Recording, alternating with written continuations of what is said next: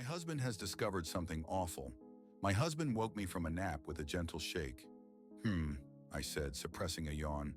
What was that? I need to show you something, Brad said, his voice trembling. Now. It can't wait. Brad helped me off the couch and led me upstairs to the guest bedroom. Inside, a collection of weapons were strewn across the bed. A butcher knife, an aluminum bat from Brad's short stint playing rec ball, a handheld crossbow, and most notably, a plate of snickerdoodles. Brad, what the hell is going on? I gestured to the tiny arsenal. I have to show you. You won't believe me otherwise. Brad walked across the room and opened the curtains.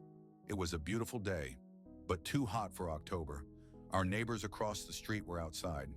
Mrs. Snyder was watering her flowers, even though they'd all be dead in a month. Mr. Snyder was sitting on the porch drinking a tall glass of pink lemonade. Stay right here until I get back.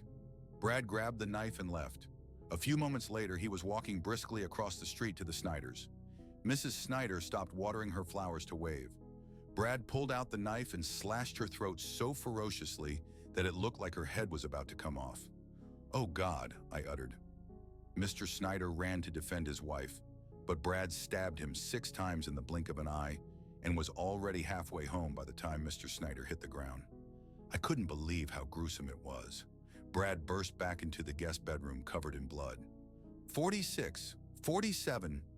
Brad, I whimpered, why did you do that?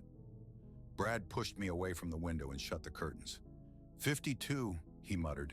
53. Talk to me, I cried. 57, Brad said, and flung the curtains open.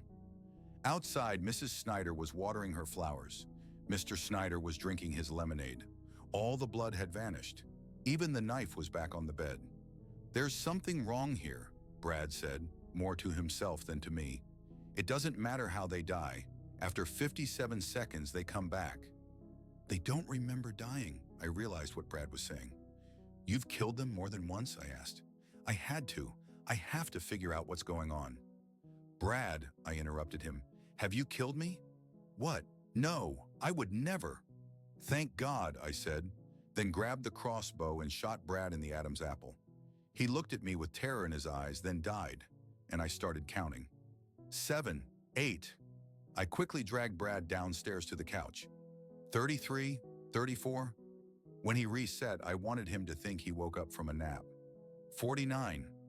I can't have Brad learning the rules of this place. 57. It's too dangerous.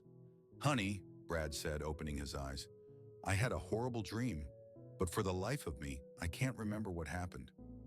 I'm sure it was nothing, I smiled.